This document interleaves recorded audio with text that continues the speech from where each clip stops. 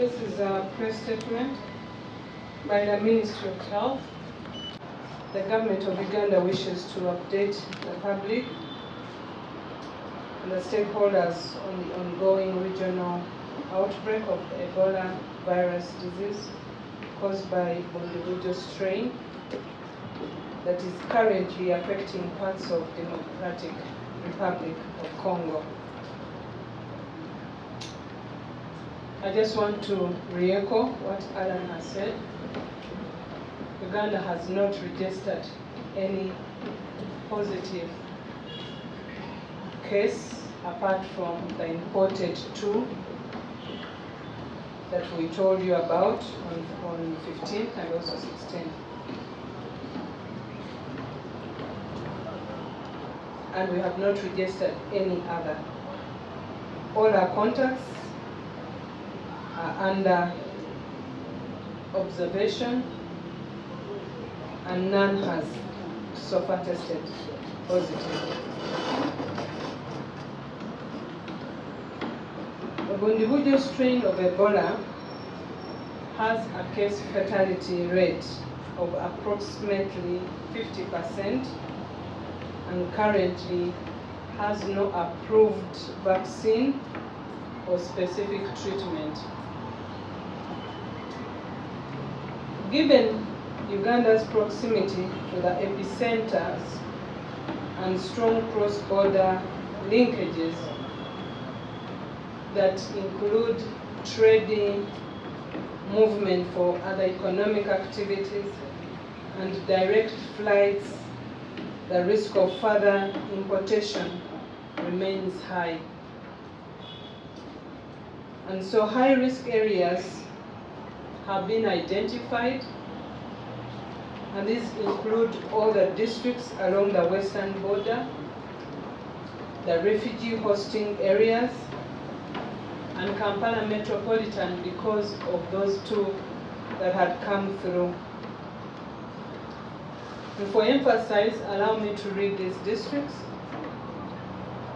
These include Kasese, Ntoroko, Bundibujo, Kabarore, Bunyangabu, Chisoro, Chikube, Kamwenje, Chegegwa, Hoima, Bulisa, Wakiso, Kampala, Chiliandongo, Lamo, Isingiro, Arua, Nebi, Pakwach, Zombo, Moyo, Koboko, Maracha, Yumbe, Obongi, Madiokol, and Kanungu.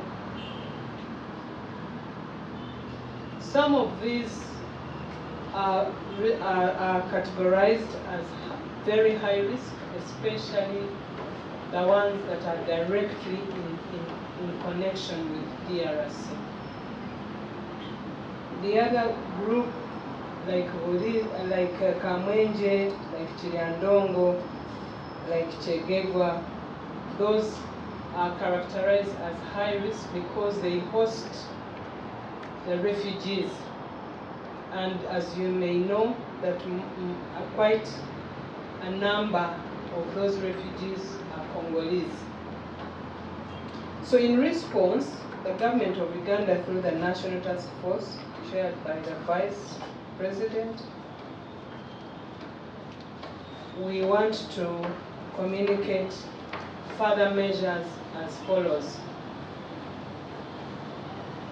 The government is going to intensify mass risk awareness and sensitization on infection, prevention and control, and observation of the mass gathering SOPs issued by the Ministry of Health for the entire country. This we are going to be using radios, TV, social media, and all institutions that are at our disposal, like cultural institutions, religious institutions, and all local government structures.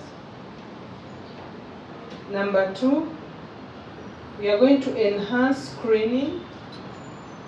We've been doing that from the time we reported the epidemic, but we are going to double the screening, testing, And also we are going to enhance treatment capacities along the DRC borderline.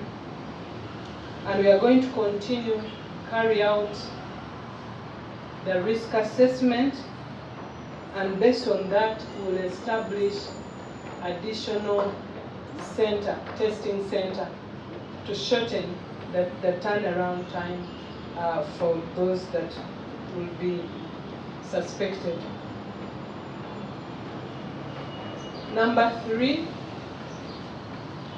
we are temporarily suspending all cultural celebrations, commemorations that attract big numbers of participants along DRC-Uganda border. And this particular one, we know that Dingia will be celebrating their anniversary, their commemorations, and we are advising that they postpone this until we are out of this.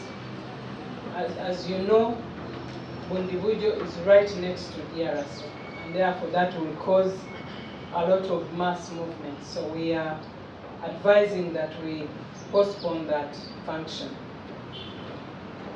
We are temporarily suspending the public passenger services on ferries, on Semliki River, the cross-border bus transport, and all public transport between DRC and Uganda for 4 weeks.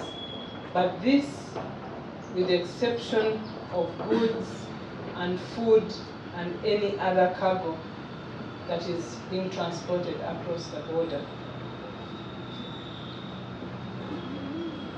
We shall be able to reconvene and continue assess the risk, and we guide accordingly.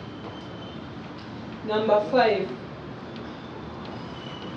we want to encourage the public to continue reporting any deaths, and therefore we are enhancing death reporting in all districts, but we are more emphasizing the districts that in those high risks, the one we categorize as high risk districts, especially along Uganda DRC border, not forgetting Kampala metropolitan area. We are suspending all flights to and from DRC to Uganda,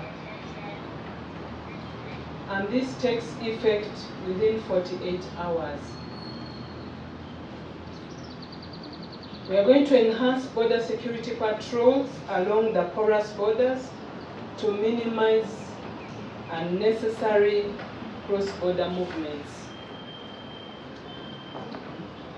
We have suspended all weekly markets in the border sub-counties of the high-risk districts for the next 40 weeks as we continue to assess the risk of Ebola transmission in our neighborhood.